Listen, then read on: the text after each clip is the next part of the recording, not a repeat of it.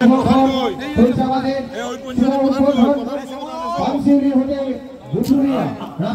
শুভ উদ্বোধন করছেন আমাদের মাননীয় নরেন্দ্রনাথ চক্রবর্তী মহাশয়।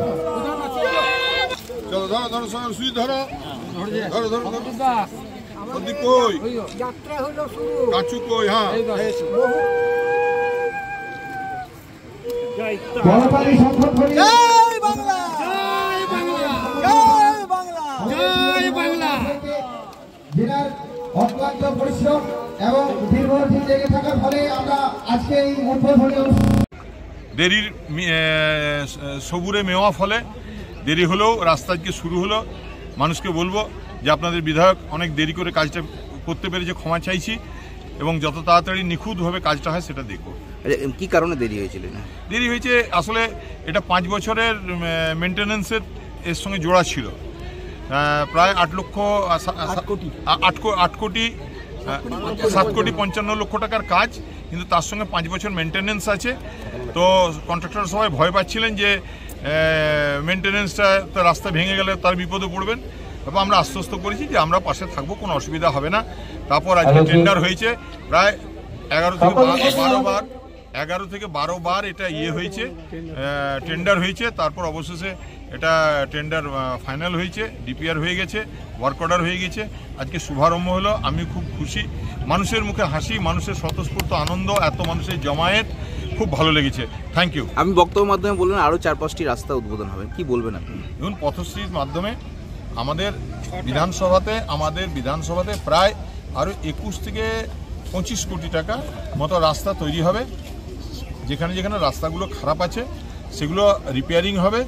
কারণ এটা তো মমতা বন্দ্যোপাধ্যায়ের স্বপ্ন যে মানুষ উন্নয়নকে মানুষ উপভোগ করছে, তো এটা তারই অঙ্গ। সুব্রতবাবুকে ধন্যবাদ। সুব্রতবাবুকে আমি বলেছিলাম আপনি কাজটা করুন, আপনার কোনো চিন্তা নেই। কারণ সবাইকার ধারণা যে এই রাস্তাটা এর সঙ্গে 5 বছরের চুক্তি আছে যে ওনাকে মেনটেন্যান্স করতে হবে। সব রাস্তা করে দিয়ে পালিয়ে যায়, ওই যেমন তেমন করে ব্যাস বিল পেয়ে পালিয়ে গেল। এবারে 5 বছর থেকে বেঁধে রাখতে হবে। অটোমেটিক ন্যাচারাল ভয় পেয়ে যাচ্ছে, কন্ট্রাক্টর কেউ আসতে চাইছে না। আমি ওনাকে বলেছি যা হেল্পের দরকার সেই হেল্প করব, সাহায্য করব। আপনি শুধু রাস্তাটা ভালো করে করবেন, কারণ মানুষ যেন অনেক দিন রাস্তাটা অনেক কষ্টে টাকাটা আনা হয়েছে। আপনার কত টেন্ডার ভ্যালু কত? 7 কোটি 55 লক্ষ টাকা দিয়ে মমতা বন্দ্যোপাধ্যায়ের অনুপ্রেরণায় মাননীয় পিডব্লিউডি মন্ত্রী তিনি আমাকে অত্যন্ত স্নেহ করেন। তার চেষ্টায় এই রাস্তাটা আজকে সাধারণ মানুষের সুবিধার্থে আপনাদের করকমলে এই রাস্তাটা আমি তুলে দিচ্ছি। এবং অপুদা আছে দেখছি, সবাই সিনিয়র মানুষরা সবাই আছেন, সবাই ভালো থাকুন। এরপরেও আরও 6টা রাস্তা আমাদের টেন্ডার হয়ে আছে। মাদারগঞ্জ গৌরবাজারটাও পাইপলাইনে আছে, ওটাও হয়ে যাবে।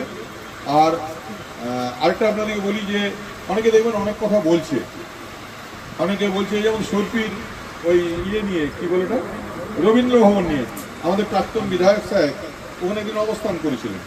ওনার তখন কোনো কাজ নেই। হ্যাঁ, উনি একদিন ওখানে রেস্ট নিতে এসেছিলেন, প্যান্ডেল করে ওখানে বসে কিছু লোকজন নিয়ে ওখানে স্লোগান নিয়ে আমাকে গালাগাল দিয়ে গেছেন। আমার তাদের আপত্তি নেই, কারণ মানুষ যখন বিরোধী দল যখন গাল দেয় তখন বুঝতে হবে যে ভালো কাজ করছি। আমি মনে করি ওটা আমার সার্টিফিকেট।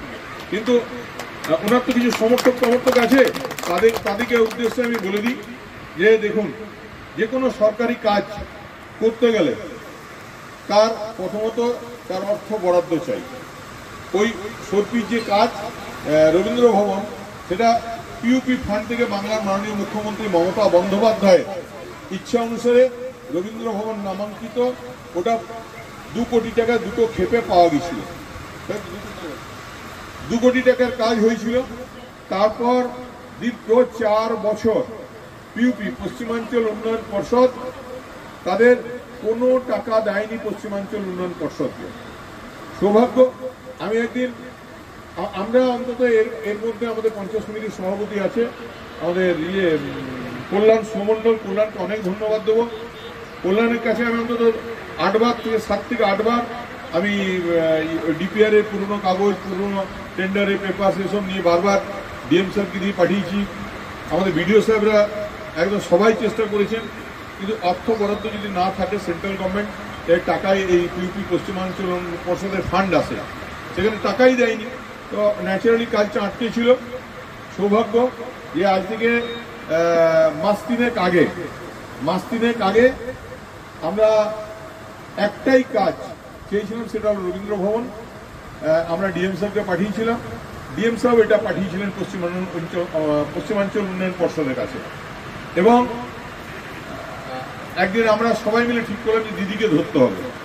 আমি একদিন দিদি যখন আমাদের বিধানসভা থেকে বেরোচ্ছিল, আমি পাশে হাঁটতে হাঁটতে দিদিকে বললাম, দিদি আমাদের সরকারি রবীন্দ্র ভবনটা না করে দিলে ওখানকার মানুষ আমাকে বেঁধে রাখবে। তো বললো যে বাঁধাই ভালো, এখন পয়সা নেই, এখন দিতে পারবো না, তুই বরঞ্চ ভালোভাবে রেস্ট হয়ে যাবে তোর কদিন। তো thanks to god, thanks Mamata বন্দ্যোপাধ্যায়কে, থ্যাংকস ধন্যবাদ আপনাদিকে, যে তারপর দিন সকালে আমি একটা চিঠি পেলাম বিধানসভার ভেতরে যে আমাকে পশ্চিমাঞ্চল উন্নয়ন পর্ষদের বোর্ডের মেম্বার করা হয়েছে। এবং সেদিনই বিকেলে মিটিংয়ে যে শুনলাম কিছু টাকা পয়সা এসছে, এবং আমরা দাবি রেখেছিলাম যে আমাদের সমস্ত জেলাগুলোকে, পশ্চিমবঙ্গে যেগুলো পশ্চিমাঞ্চল উন্নয়ন পর্ষদের মধ্যে যে জেলাগুলো পড়ে, বাঁকুড়া, পুরুলিয়া, বীরভূম, বর্ধমান, পূর্ব বর্ধমান, হুগলি এই জেলাগুলোর মন্ত্রী এবং বিধায়করা, জেলা শাসকরা এরা সবাই বোর্ডের মেম্বার। তো ওখানে ঠিক হলো যে দুটো করে কাজ দেওয়া হলো। তো আমরা প্রথমেই মানে একদম একটি কাজ চেয়েছিলাম, সেটা হলো সত্যির কি বলে রবীন্দ্র ভবন। আর রানিগঞ্জের আপনারা দেখবেন রানিগঞ্জ যেতে ওই কি বলে 3.5 কোটি টাকা, আর আমাদের কত, আমাদের 6,80,00,000 টাকা। তো এই টাকাটা স্যাংশন হয়েছে। আর তার সঙ্গে সুজিতকে ধন্যবাদ,